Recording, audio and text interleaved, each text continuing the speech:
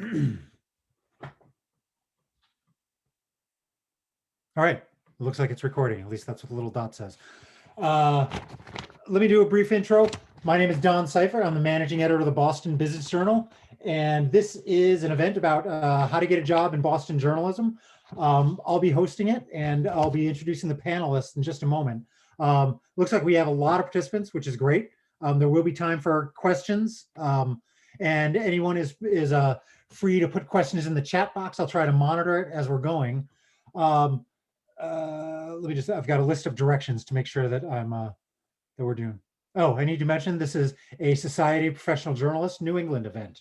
That's the host. I'm the treasurer of the Society of Professional Journalists of New England, fairly new to the group, but have given several webinars in the last year, definitely, as probably all of us have. So again, my name is Don Seiffert. I'm the managing editor of the Boston Business Journal. I've been in this position since 2016. Before that, I was the life sciences reporter for quite a while there, and been with the journal now since 2012, so 9 years.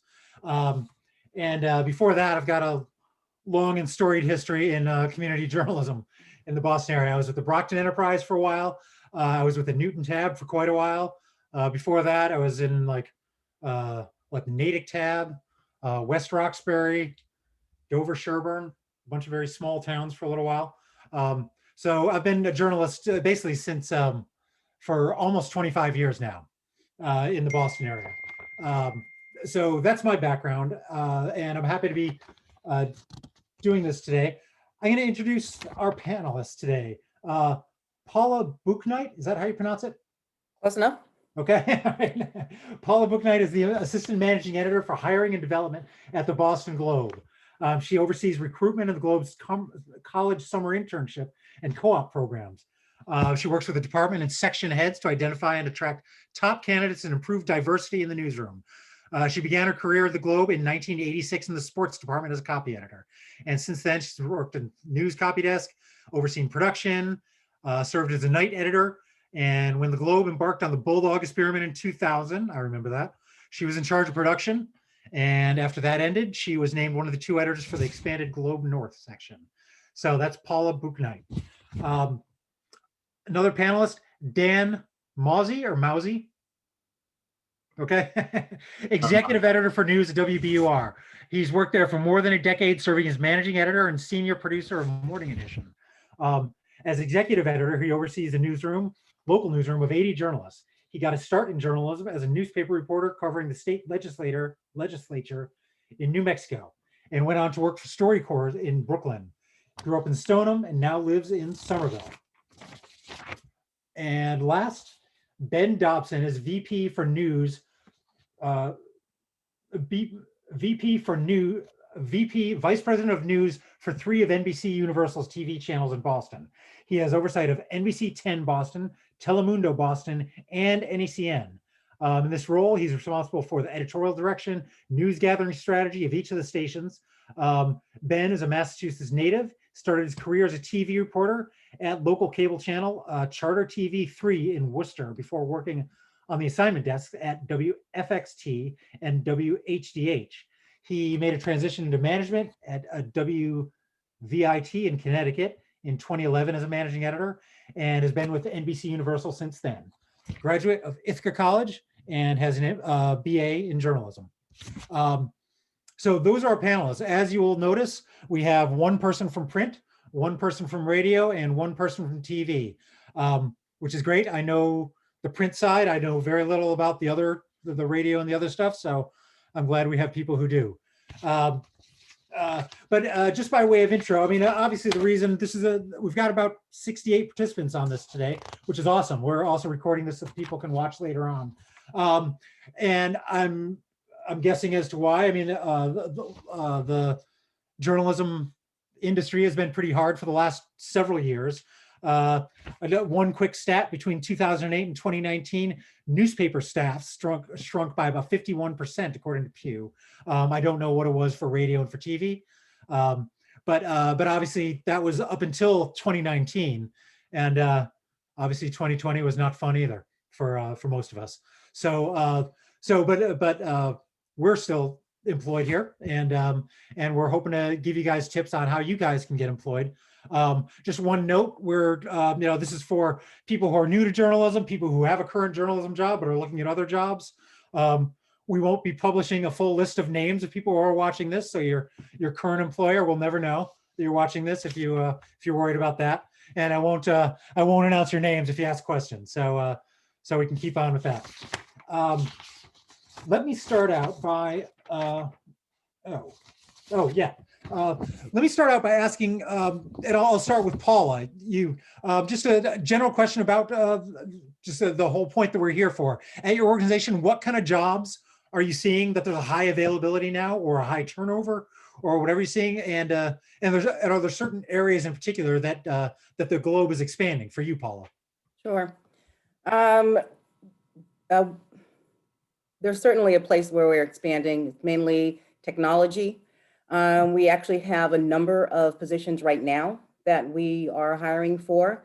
Biotech, climate, medicine, technology and innovation, some reporting positions in those areas, but also some editing. It's always been an area that the globe has covered. I mean, look at where we are. Technology and innovation is huge here.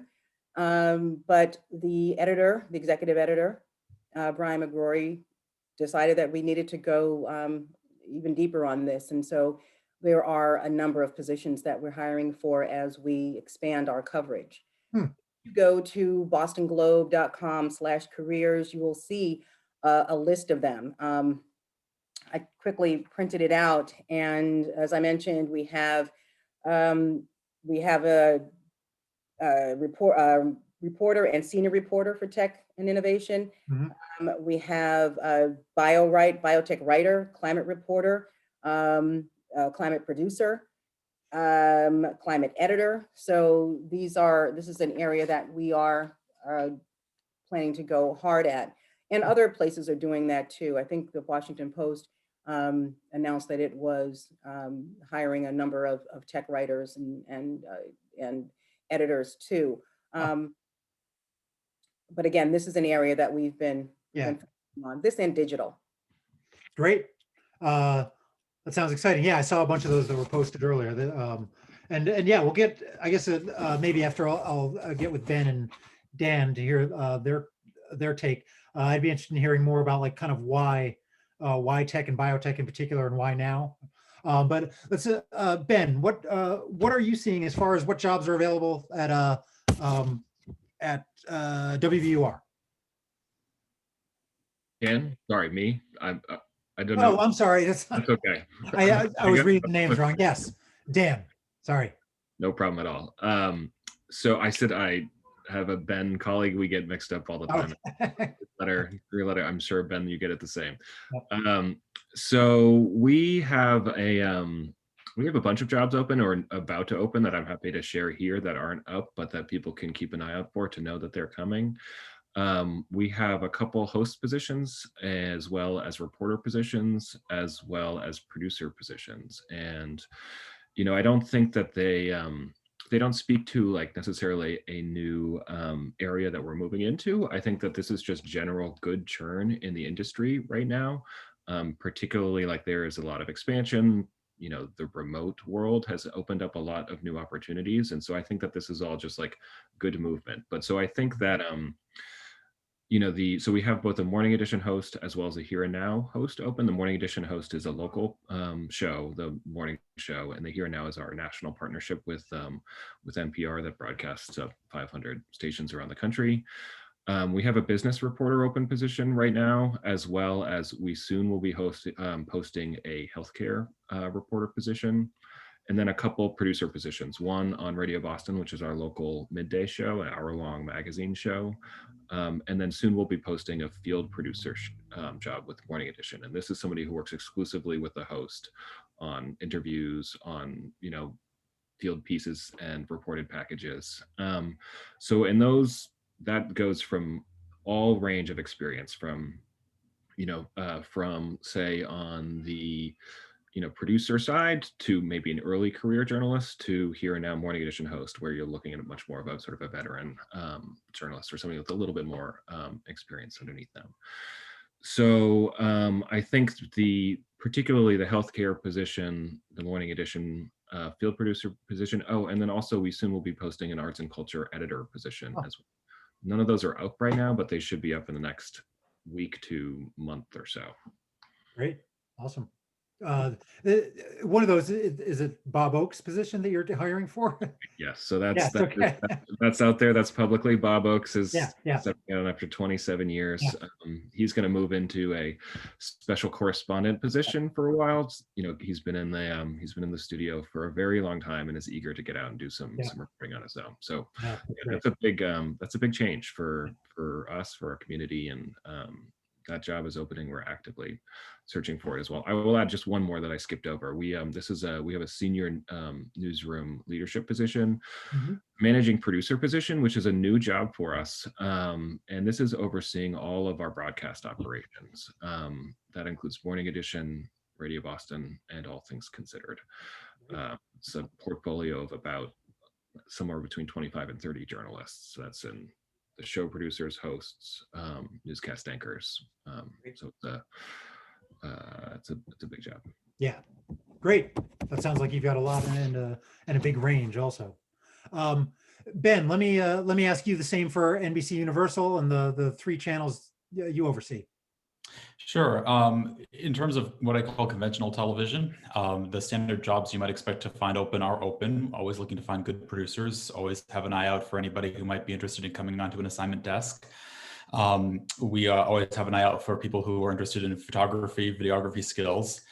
We have a lot of stability in our on-air reporting core, so we always have our eye out for who we might bring to the organization next. But these are jobs that once people land them, they tend to stay for a while.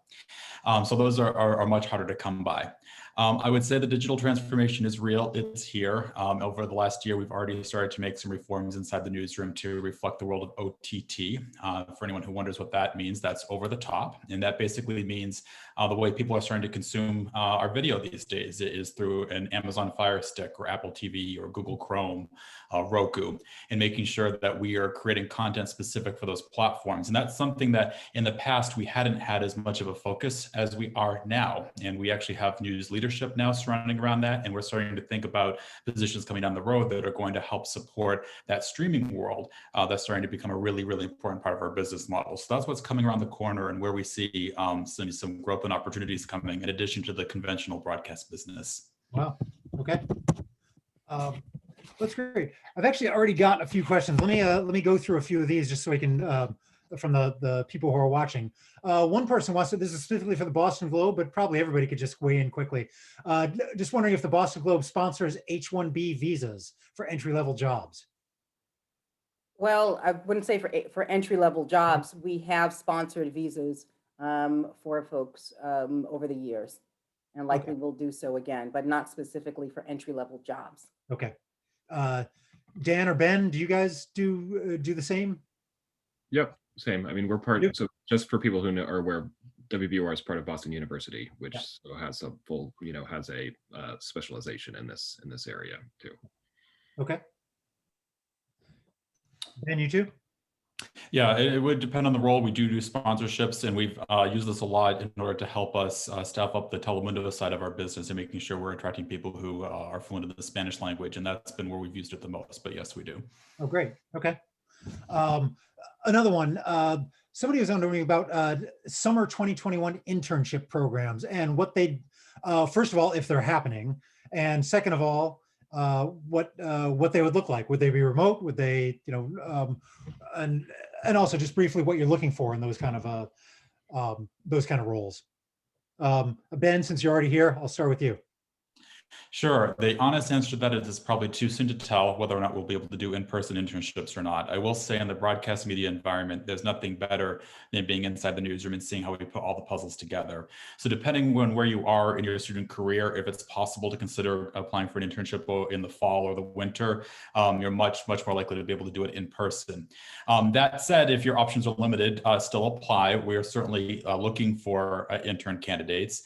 We still need them to help support our newsroom. We want them to learn and grow with us because that is usually where we start to recruit our entry-level team from. The last year was particularly challenging for that.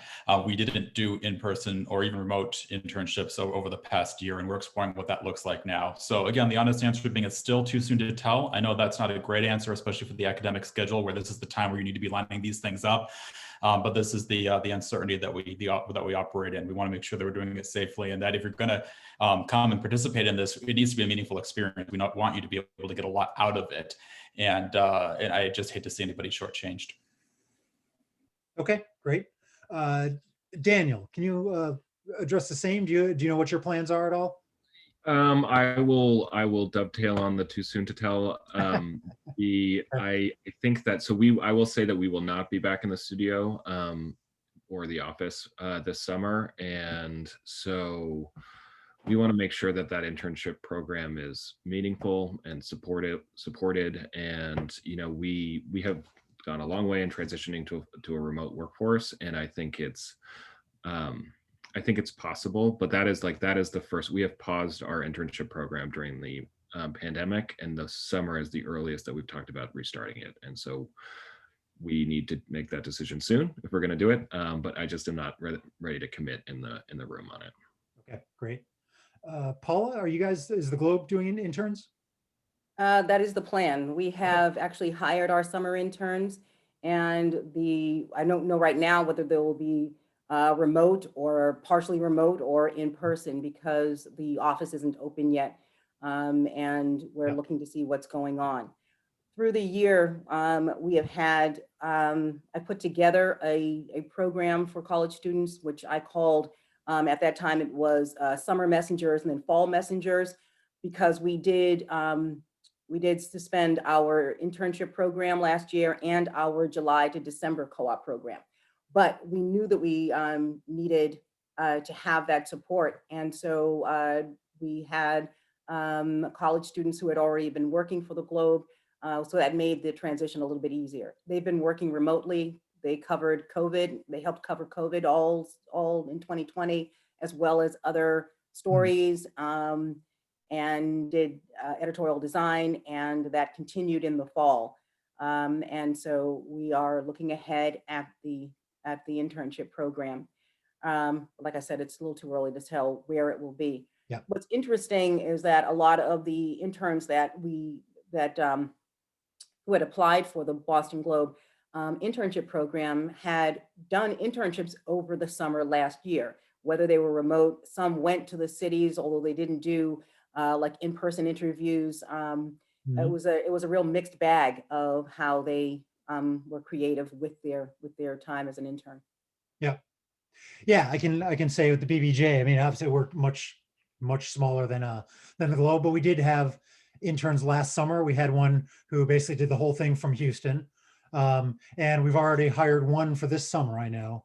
I'm not sure if we've got other positions open or not, but yeah, I think it's probably easier to do with print than it is with TV and radio, I'm imagining. But yeah, so I think there are some opportunities, but it sounds like we'll have to wait a little bit on a lot of it. Can I just make one more point similar, Yeah. just on this topic, just because it's not an internship, but it's not, but it is sort of an early career opportunities that we are still doing fellowships, which is, right now we have a year-long newsroom fellowship, which is a salaried benefited position that works January to January.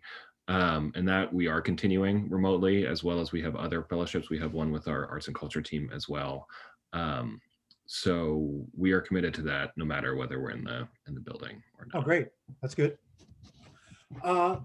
Let me ask you, I've got a bunch of other questions already, so people are eager with questions. I want to ask one to get it out before, and then I'll go back to some of the other questions. Just some of the skills that you're interested in looking at. I want to hear like what I don't know, what skills in general you're looking at. I mean, I know that Paula, you mentioned kind of some tech and tech and biotech background is useful. I think Ben, you said some of the like OTT, the technology stuff. But I'm just curious, like what kind of background besides just straight journalism degree or worked at a school newspaper or something kind of background. What are you looking for? And Dan, I'll start with you since you're here. Sure. So maybe I'll start like from the opposite side, which is that like particularly for reporters that like we don't need somebody to come in with a lot of audio skill. We are that is something that we feel we can train. We have taught a lot of Boston Globe reporters how to do audio work, and as has it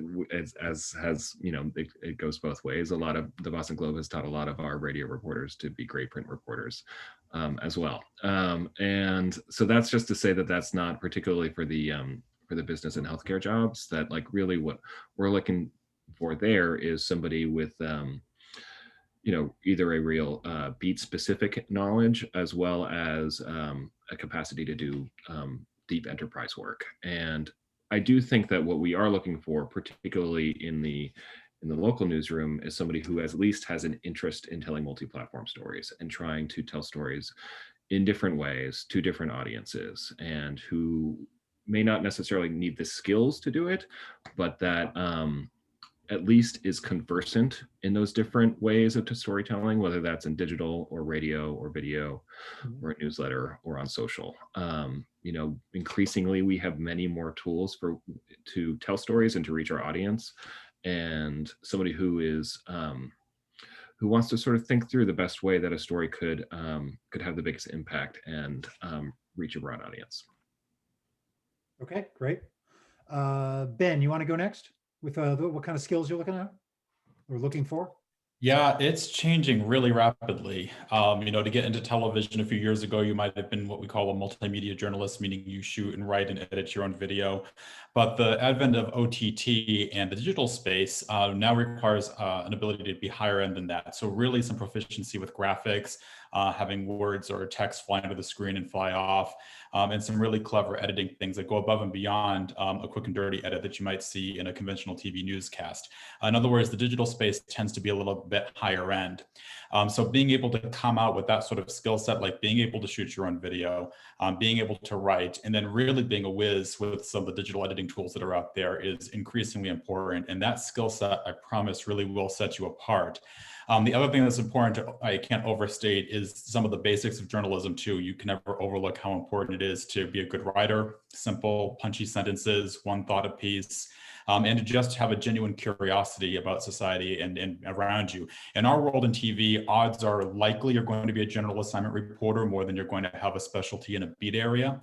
So it's really helpful to be curious about the world in general and be willing to bring that passion to work every day. That will, I promise, set you out from the pack. Okay. And Paula, what skills? I mean, like I said, you mentioned tech and biotech, some background for some of the positions, but are there any other skills related to just more general journalism or anything else? Well, general journalism, we are looking for people who can write engagingly and deeply report. We're looking for people who can really data scrape and are comfortable, with FOIAs and things like that. A lot of the things that you would expect a reporter to be able to do. But then if you look at the list of positions that we have, some of them are very specific, and so we're looking for people who have those specific skills. So if we're looking for someone who's focused on digital, we really want someone who is comfortable in that space. If we are looking at medicine, we want you to have a background in that. Most of the positions, if you look at the career board that we have, will say they're either mid-level or experienced. So we're expecting that if you're going after a particular position, you probably have had some exposure to that, or you've had a good deal of experience generally. Right now, we don't have any general assignment reporting positions. They're all pretty beat specific, and we would be looking for people who have that kind of experience. Okay. One person wants to ask, well, this is a general one, probably everybody could maybe weigh in a little bit on this, just for general tips of those trying to get a job right out of college. Like they don't have a job in journalism or haven't had a full-time job in journalism yet. Is there anything that you can suggest that would help it or make it easier? Paula, I'll start with you. Sure. Well, a lot of what I tell a lot of people who come looking for positions is that something that has really held the globe in good stead is coming with a little bit of experience. And so that makes sort of that situation a bit of a catch-22. I would say, cast a wide net. I would say go back to the places where you've been. If you've had internships, if you worked at a community paper, volunteered your time at a community site, I would go back to where I've been, especially if you think you've made a good impression. I would say, go for anything. Don't be sort of snobbish about where you want to be or the size of the organization, but sort of look ahead and look at what you can learn from that place. It's of course tough to get that first break, but I think if you are sort of laying the groundwork before you leave college, it makes it a little bit easier to get a job out of college. Yeah, excellent idea. Dan, do you have some tips for radio? I would just agree that, like, we are looking for some experience, and I think that now is surprisingly, hopefully, and this is obviously very easy for me to say in my position, but like it does seem like there's more opportunity in a remote environment, and then that will continue post pandemic in this new normal, that like it doesn't mean that you have to move to, so like my first journalism job was in Española, New Mexico, which is not where I'm from. Small town newspaper, weekly, very small circulation, but it was like my school, and that's where I learned the ropes of and I don't think I had a lovely, wonderful experience doing that. And I think that if that's what you're interested in doing, I thoroughly endorse it. I had a great education in sort of shoe leather reporting, going to a small town paper. But I also think that there's opportunities now globally to report from your living room and to build clips and sorry, that's my three-year-old in the background disagreeing. I think how, I would look widely and look for, whether that's freelancing and building clips or getting other types of part-time or permanent work at a smaller operation or a more specialized operation, and build up a bench that way. Good. Ben, do you have anything to add, or do you want to just kind of similar to what the other people have said? Yeah, it is similar. I mean, TV is unique too. I'll be very quick on it though. If you can do an internship, that's great. That's me talking out of both sides of my mouth, since we aren't offering them at the moment. Understood.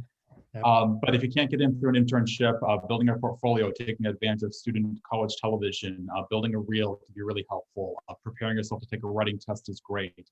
Being willing to consider a much smaller television market to get your foot in the door where you can go and make your mistakes is a really great place to go and learn. For the bigger size markets, if you're convinced you want to stay in Boston to do that, you might end up coming in through a production role where you're helping us run cameras and lighting rather than actually doing the journalism. But at least you get yourself in the door, and now you have access to all the journalists, and you can cozy up to one and start learning the tricks of the trade that way.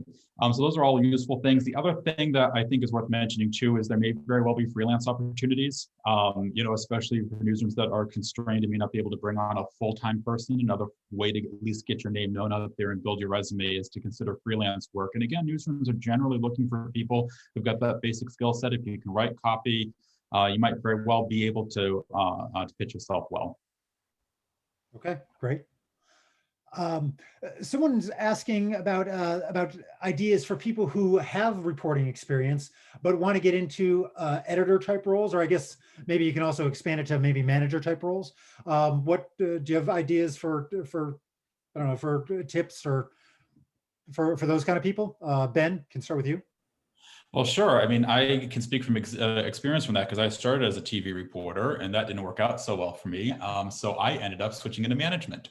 But in all seriousness, I was able to make that transition. Typically, you're going to be looking for a role, and again, I'm speaking for the broadcast side of the world. To do what I did, I took a job that not a lot of people like or want to do or set out to college to do, and I became an assignment editor, which is the person in the newsroom that's listening to the police radios and dispatching crews and making the first phone calls to get basic information to get on the air. It's not a glamorous job, but it can be a lot of fun. You learn everybody in the building and you build relationships, and you do, to a certain degree, manage because you've got all of your field crews, your reporters and photographers spread all across the coverage area, and you get really hands-on experience interacting with people, conflict resolution. So that's one path, just using myself as an example, that really prepares you well for the challenges you are likely to face in management. Have I answered that question to satisfaction there? Yeah. Okay. That's good.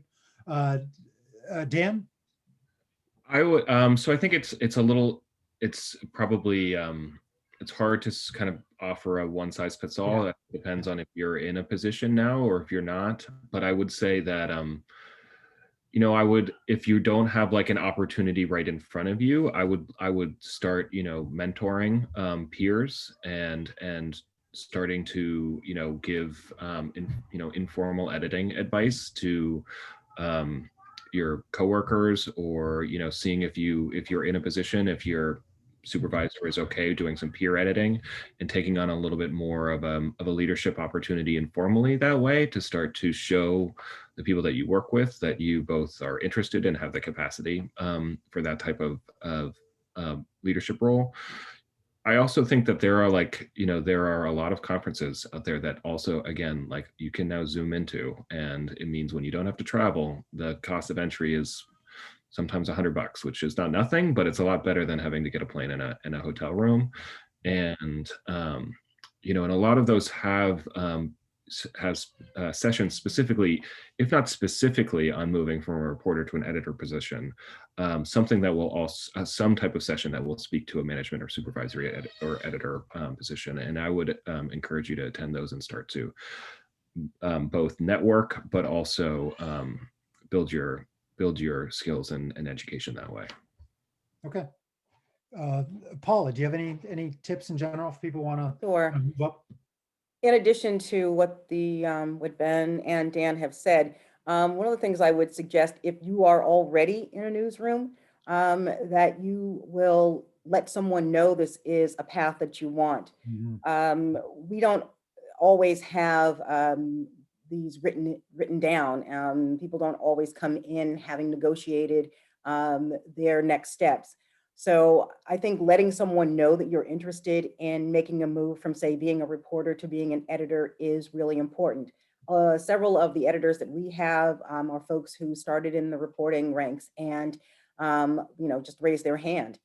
There are also, at least at the Globe, and it's probably the case everywhere, opportunities where someone is sick, they're out for a while, or they want to take a vacation.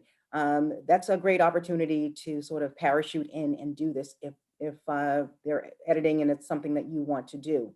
But I think just letting someone know, because as soon as someone knows that you're interested and that you're capable, you certainly will be tapped when needed. Yep.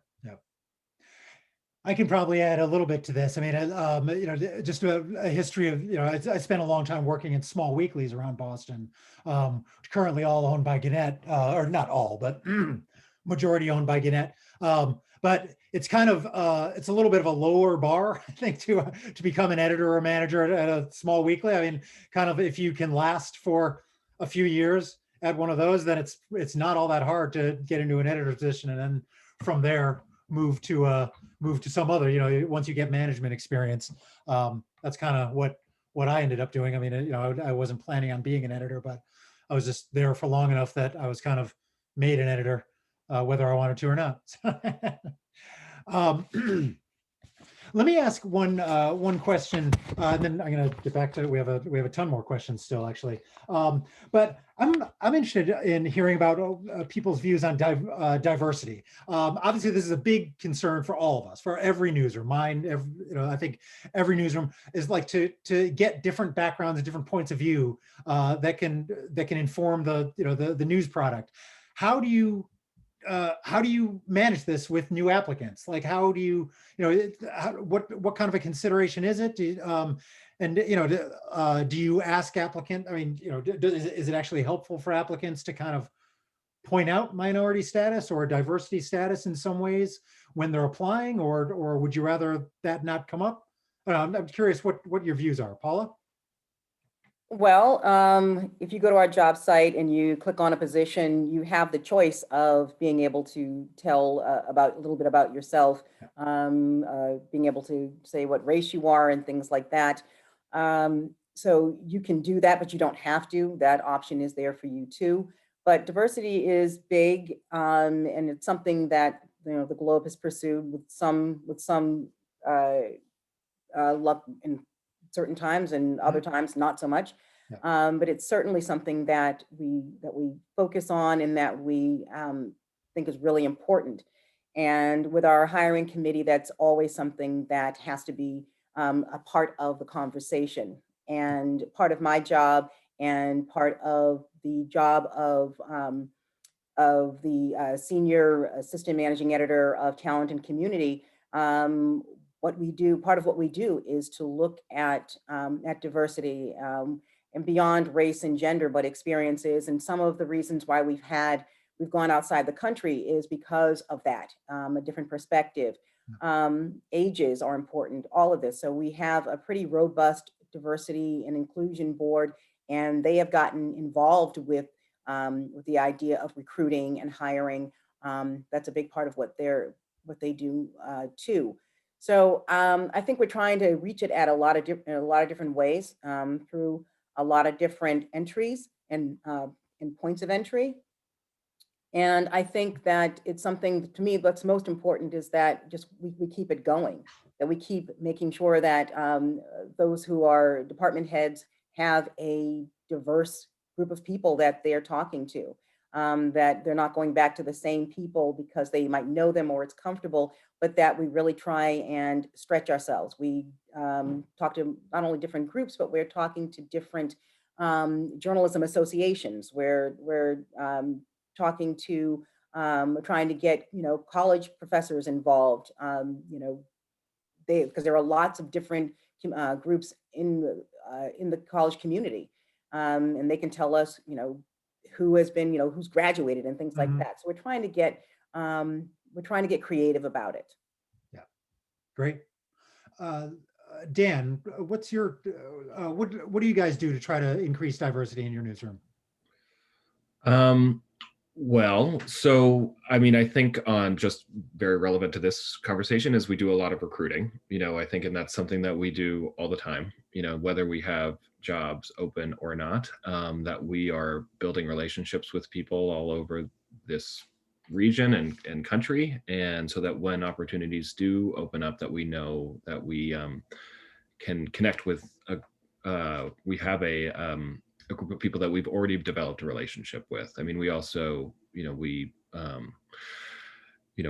also go to a lot of the affiliate groups and recruit at NABJ and AHJA, and post all of our jobs there. And we've worked with, recruiters specifically on positions as well to make sure that we're not just getting candidates through kind of the front door of our portal, but also like people who have great jobs who are not looking for work, that we are identifying them and encouraging them to take a look at our opportunities. So that's on like, the recruiting and really, taking our time to make sure that with every job that we have open, that we have a diverse group of applicants in the candidate pool.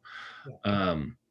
So that's on sort of the recruiting aspect. I think also, both on the on sort of a pipeline. I mean, I think these fellowships opportunities that we've created, full-time staffed benefited positions for early career journalists, is another place where we feel it's a part of our responsibility to help build the next generation of public media journalists. And I would also say, you know, we are committed to paying our interns and making sure that those are opportunities that are open to all people, you know, and not just people who can work for whatever reason for free for a semester.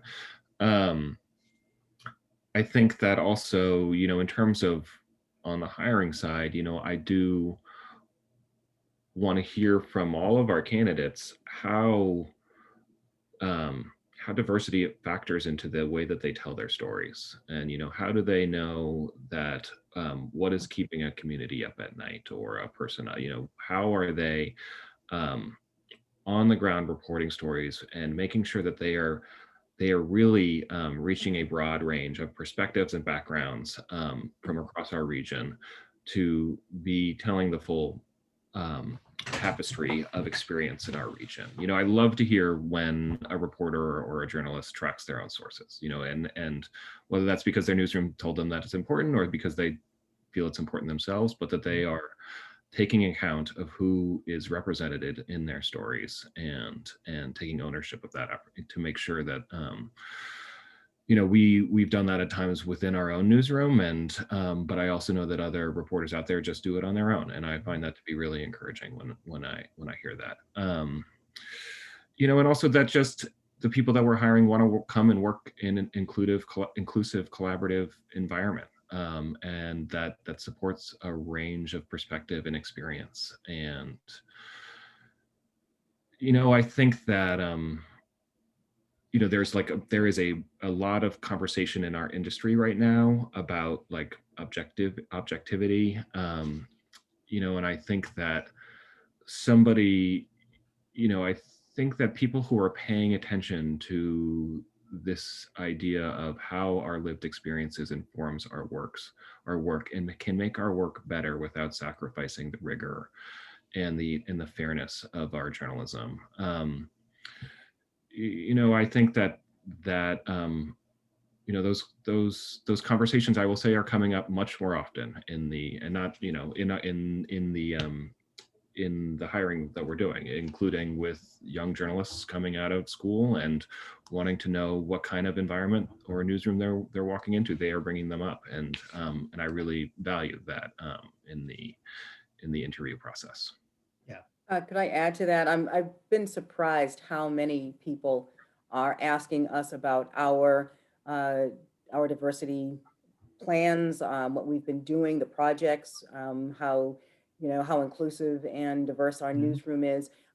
This is something that I think few interviewees would be comfortable doing some years ago, but I'm hearing from Matt, I'm hearing from people almost every sort of interview round, which I find interesting and encouraging. Yeah. Has it, I'm curious, has it increased since last summer? I mean, was it? Definitely. Yeah, okay. So I figured. Ben, we haven't heard from you as far as what the NBC Universal's diversity efforts are. Yeah, sure. Well, we can start from the top. I mean, the company does have a chief diversity officer who is a frequent visitor to our property here in Boston. So we do have a lot of involvement from the top. Our division also has a chief diversity officer, and they're really there to support news leadership and also to hold us accountable. I'll speak about television news in Boston broadly now, and it can be a pretty homogenous group. And it's been that way for a while, and it has not kept up with the pace of the demographic change in our region.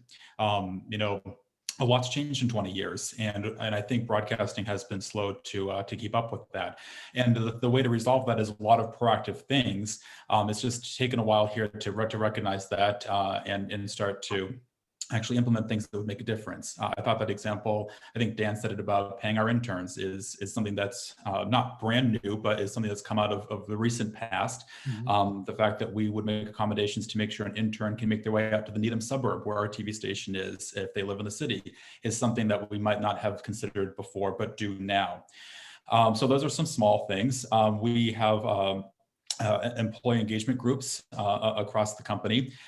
We engage with them. We talk to them about the open positions that we have. Like my colleagues on the panel, we are attending the various associations and going to those job fairs and staffing the booths and building relationships with people, because it really is relationship building. When we have a job that's open, it's really helpful to already have known you, met you, taking a look at your reel, maybe giving you a critique, seeing how coachable you are, and really going to have that relationship so that when we finally have something open, we're able to do that. But at the end of the day, especially where we are so public on television, it is a priority to make sure that we represent accurately the community that we serve. No, there's no illusion here that we still have work to do on that, but I promise that we're very, very focused on getting to that eventuality. Yeah. Okay. I'm trying to look through the questions and see that we've got like more than 20 right now, which I'm not going to have time to ask all of them. So one that a couple of people have asked, just your views on degrees in journalism, or master's degrees in journalism for that matter. How much do either of them matter to you? So I'll start with you, Ben. Sure. I have the degree in journalism, and the truth is I probably could have majored in something else as long as I came into the industry with some sort of experience. So maybe I could have been a biology major, but did an internship at a TV station. I could have had the same outcome for myself. I certainly do not want to anyway suggest that a master's degree is not useful in life or being able to open up opportunities down the line. But I can't think of an example where I hired someone in my 10 years in management because of the master's degree. It wasn't a differentiator for me. A lot of what we do in some ways is vocational. Your sleeves are rolled up. You've been doing this for a while.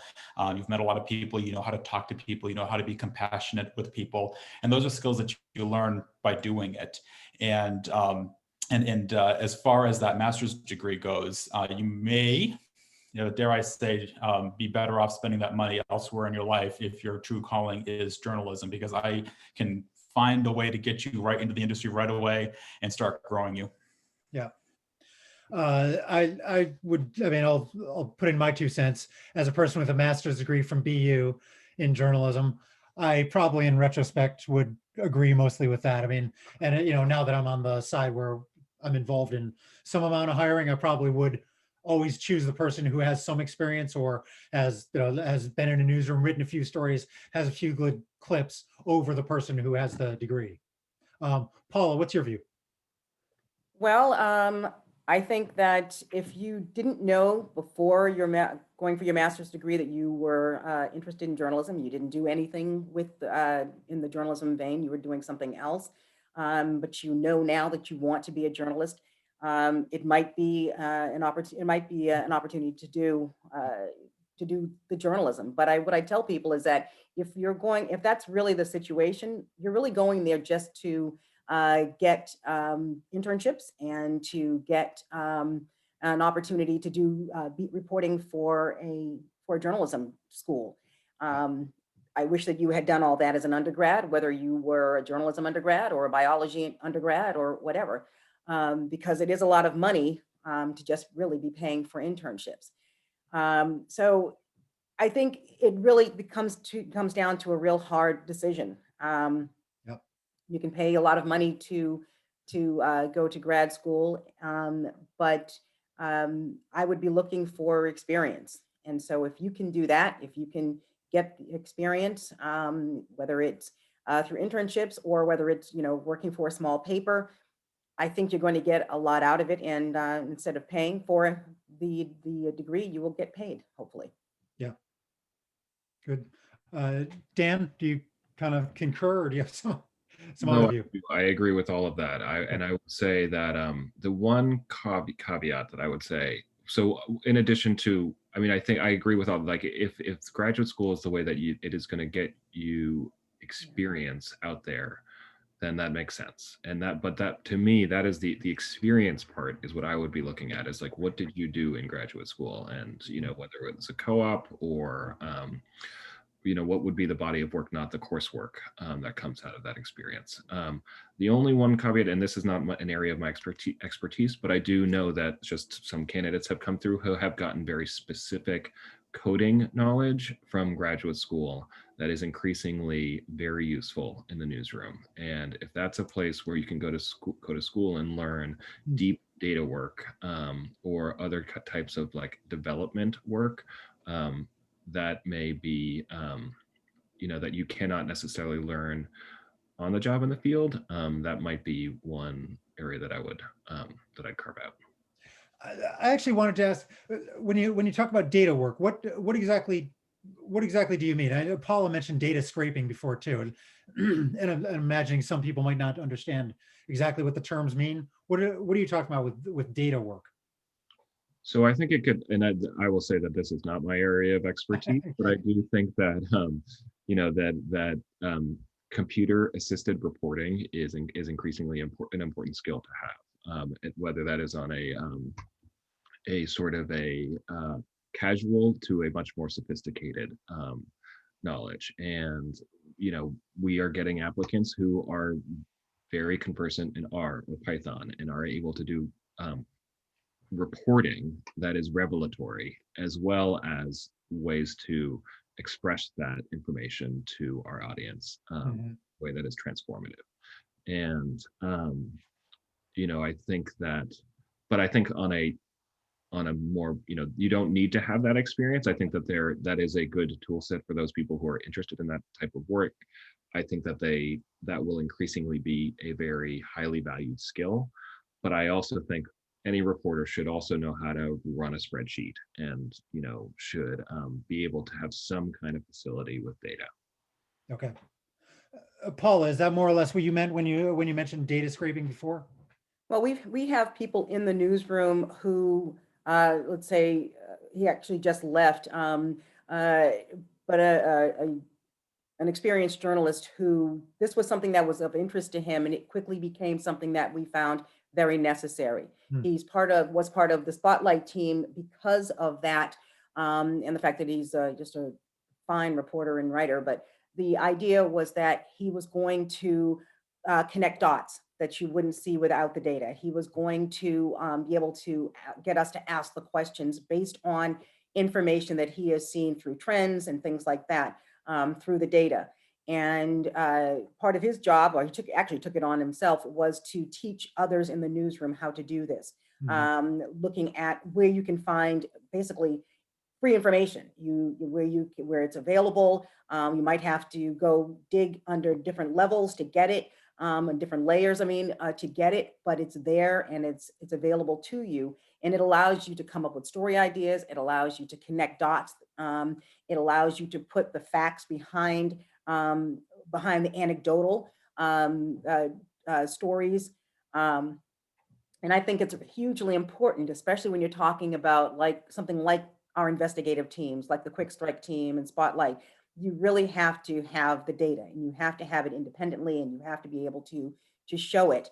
And it's not just going to be, quoting somebody. You really have to have the data. And people want to, I think, take in information differently all the time. So, I'm going to interact with a story this way. Someone else is going to interact with it that way. One of the things that we've been doing is with our coronavirus coverage, the daily coverage, we've stopped doing a lot of the main story where you tell the numbers and things like that. Instead, we're using a lot more graphs, and we're pulling that information together to try and make it easier and probably more forceful when people see this data presented this way. Yeah. So I think we recognize that people interact with data a lot of different ways, and giving it to them in graphs is one way, making sure that people can get the information through FOIAs, but also through public records, and how you manipulate that, how you get that information. It's all becoming more and more important, I think. Yes. Yeah, I mean, definitely for print journalism, I think, business journalism, obviously we love numbers in business journalism. So we do that all the, I'd be curious, Ben, how big of a deal data is in TV. I honestly don't know whether that's a growing trend or not quite as much as it is in print or radio. Great question. It probably should be growing more than it is, honestly. I will say that we have tremendous use for it in our investigative unit. And that's something that we're really proud of and we think is a distinguishing characteristic for our station compared to others in the market. But right now that is one person.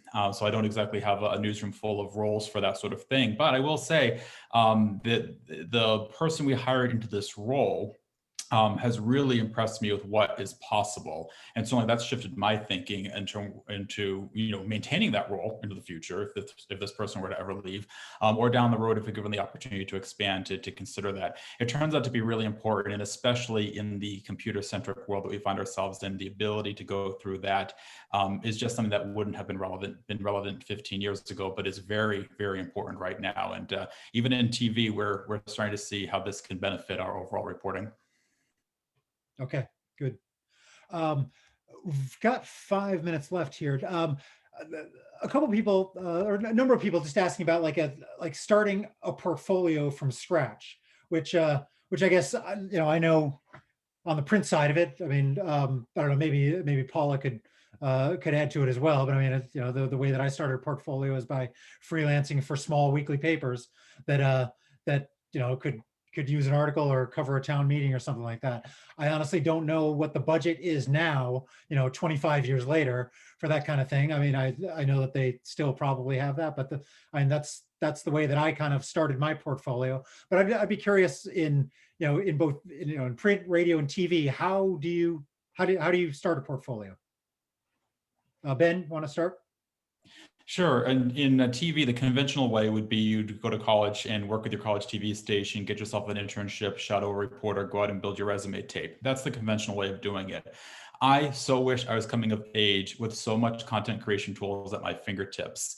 Because right now you do not need the power of a college or an institution to be able to do this. You can pick your hometown, you can take your iPhone out, you can chase the police scanner, follow the news of the day in your community, and literally shoot video of it and put together a package that you can put in a reel that is going to look as good to me as a hiring manager as it would if it came through a college TV program. So the fact that this is accessible, that desktop editing tools come pre-installed with most laptops or are relatively cheap, is just such a powerful thing, and in many ways an equalizer here, in my opinion, because for anyone on this call that's not going to do that internship that I keep talking about how important it is to be able to do, this is how you can come to me and show me what you got without having to have that formal structure and rigor around, because anyone can be a reporter now, truly. And it's just a matter of showing us your ambition, getting out there and covering a story that's in your community, in your neighborhood, or around your college can be exactly the same sort of thing that we would have gotten through a traditional journalism program. So you're getting those kind of portfolios now, then?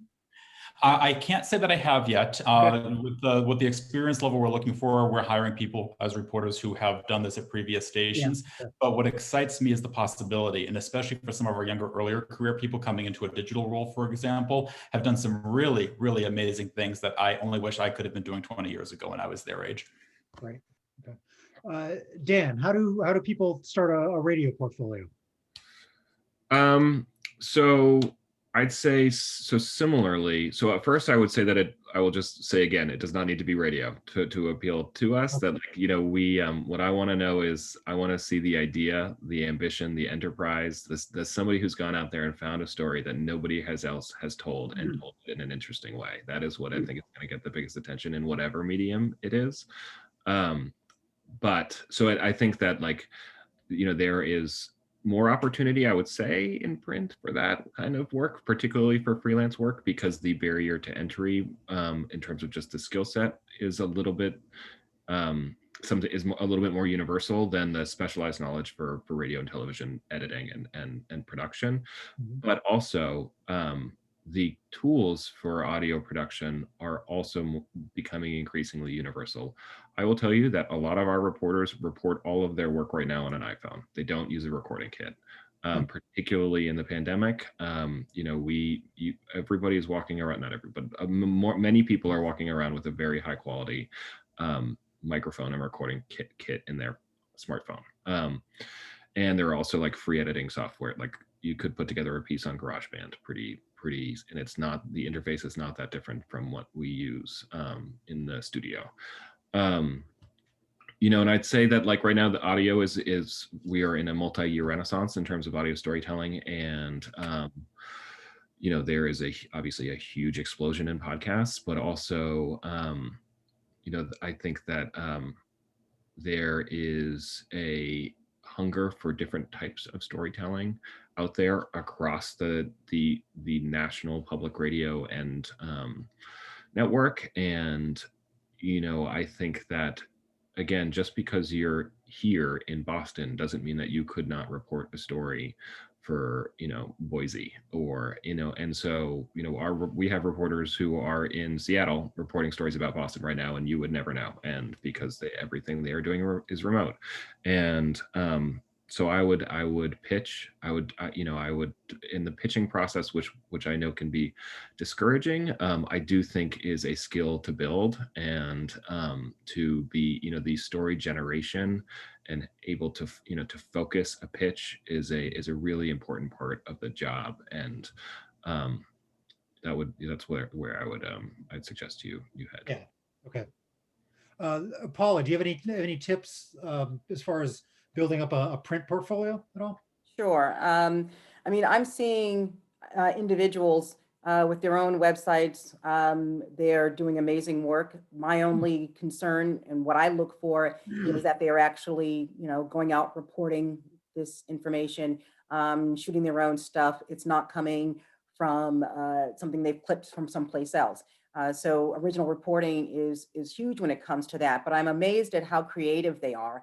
And not only have they started their own website, but a lot of them have recruited other younger people to write for them and to edit for them. And it's pretty amazing. The ones who have a lot of creativity and a lot of energy and enthusiasm and maybe can't get an internship or some other opportunity, they're doing it themselves. And that I've been sort of blown away by some of the work I've seen. Yeah. There are also tons of websites out there that are looking for young people to write for them, college students and recent post grads.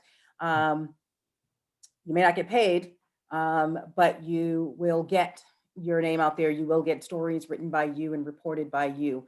Mhm. And to me, that's a great way to do this too. The only problem, of course, is that you have to eat, and so you have to be smart about those kinds of choices.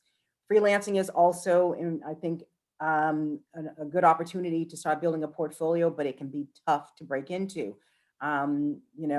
If you have to connect with a place that knows you, or you've been to before, or somebody there, or you just have to be really good at pitching and not just throwing ideas, but really doing some reporting yourself and making sure that this is something that this particular news organization is interested in. You're not seeing it on their website or reading it in their pages, and it's something that you know well and that you can actually deliver on.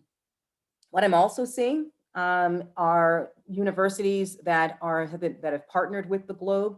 They're doing classes and they're basically doing beat reporting. We've had professors who were doing coronavirus coverage and partnering with us, and other schools have been doing this, and I think that's a great opportunity. And one of the reasons that I'm seeing this, I think that I see a lot of former journalists who are running these classes, and they know that getting true experience, getting your stories in front of professional editors is really important.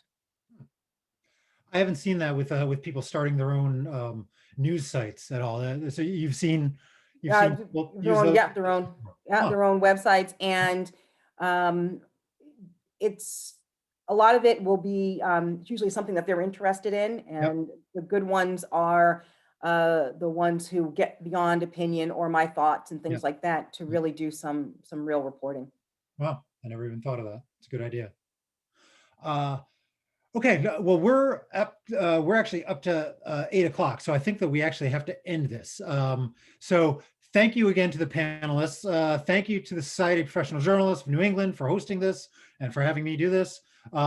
Very informative. I wish that we could go on for more, because we've got like 23 other questions still that haven't been answered. But I can say, if follow. I can at least speak for myself. Follow me on Twitter. You can DM me on Twitter if you have other questions. I'm happy to help you out with whatever.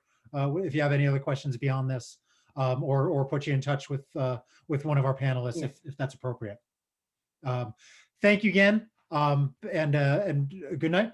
and I'll talk to you soon. Okay. Bye-bye. Bye.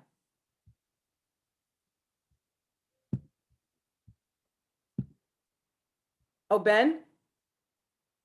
I think you might know my cousin, Latoya Foster Edwards.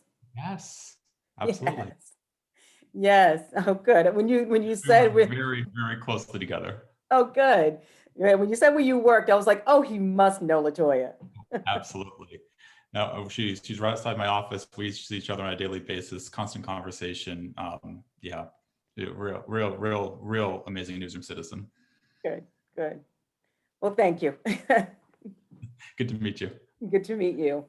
Thanks. Bye-bye.